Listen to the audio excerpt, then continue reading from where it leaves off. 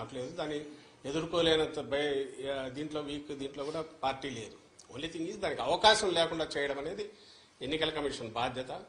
అది ఆ బాధ్యత సక్రమంగా నిర్వర్తించాలని అయితే మేము కోరుకుంటాం.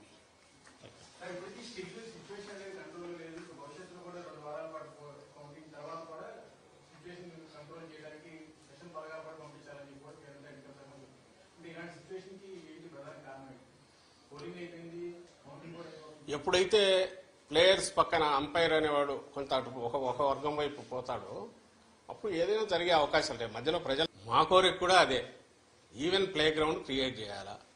మేము లేము అధికారంలో, ఇప్పుడు అధికారంలో లేమంటే టెక్నికల్లీ ఉండొచ్చు కానీ బట్ ప్రాక్టికలీ ఏసీ పరిధిలో పనిచేస్తుంది.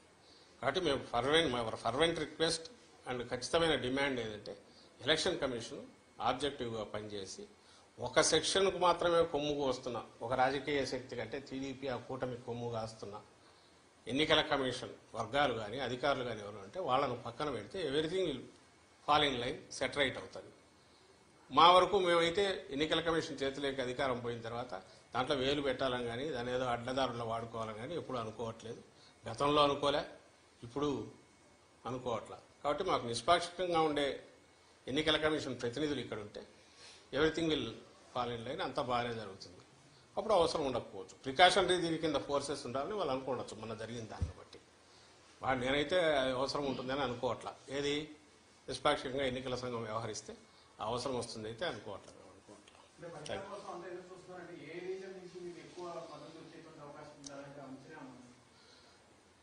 చెప్పాం కదా, కుప్పం నుంచి ఇచ్చాపురం వరకు మొత్తం జగన్మోహన్ రెడ్డి గారి పాలనలో ఏ కాన్స్టిట్యుయెన్సీలో ఏ నియోజకవర్గంలో ప్రయోజనం అందలేదో చెప్పండి.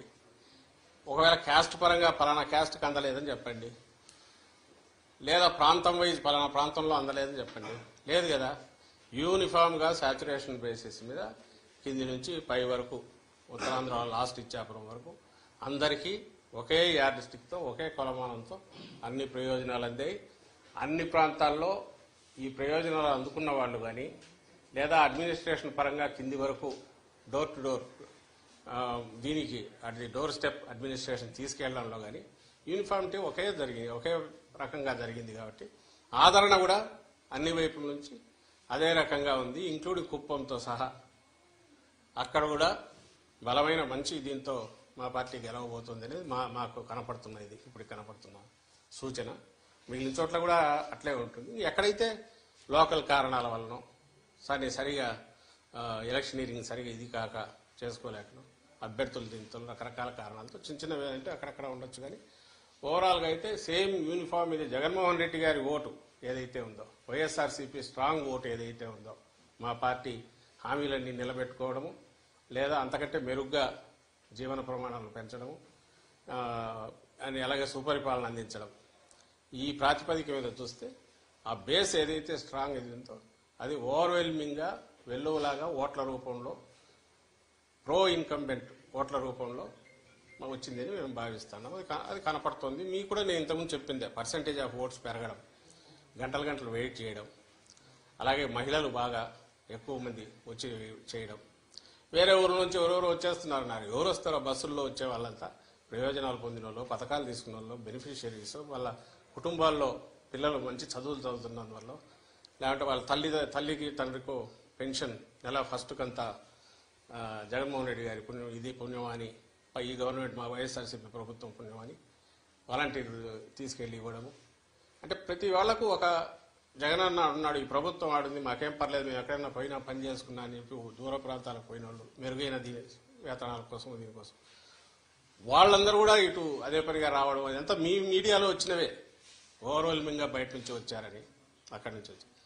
ఇవన్నీ కూడా రెండే కారణాలు ఉండాలి. ఒకటి, కొనసాగుతున్న పథకాలు ఇవి రావాలి, ఇవి వస్తే సేఫ్, మా బతుకులు బాగుంటాయి, సేఫ్గా ఉంటుంది అనుకోని ఉండాలి. లేదా చంద్రబాబు నాయుడు ఇచ్చిన ఫాల్స్ ప్రామిసెస్ అని నమ్మి ఉండాలి. మీలో ఎవరైనా నమ్ముతారా? ఆయన ఇచ్చిన ప్రామిసుల మీద ఆయనకే నమ్మకం లేనప్పుడు చంద్రబాబు నాయుడుకే జనం ఎవరు నమ్మినారు? ఎక్కడ డిస్కషన్ కూడా రాలే వాటి గురించి. ఆయనే నమ్మలేదనడానికి ఇన్ని రీజన్స్ ఏం చెప్పింది. ఏది అవి వదిలేసి వేరే రకమైన వ్యక్తిత్వ హననము, లేకుంటే ఇండివిజువల్ను జగన్మోహన్ రెడ్డి గారిని టార్గెట్గా పెట్టి రోజు తిట్టడము, లేదా వైఎస్ఆర్సీపీని జనరల్గా తిడుతుండడము, ఇంతే తప్ప ఎక్కడ తాను ఇచ్చిన హామీల గురించి ఆయన కూడా ఆయన కూటమి కానీ పెద్ద ప్రచారం చేసుకోకపోవడం ఇవన్నీ చూస్తే ఖచ్చితంగా నేను ఇంతకుముందు అన్నది కనిపిస్తుంది. అన్ని ప్రాంతాల్లో అన్ని చోట్ల వస్తేనే మేము ఆశించి లేదా మేము ఎక్స్పెక్ట్ చేస్తున్న విజయం మాకు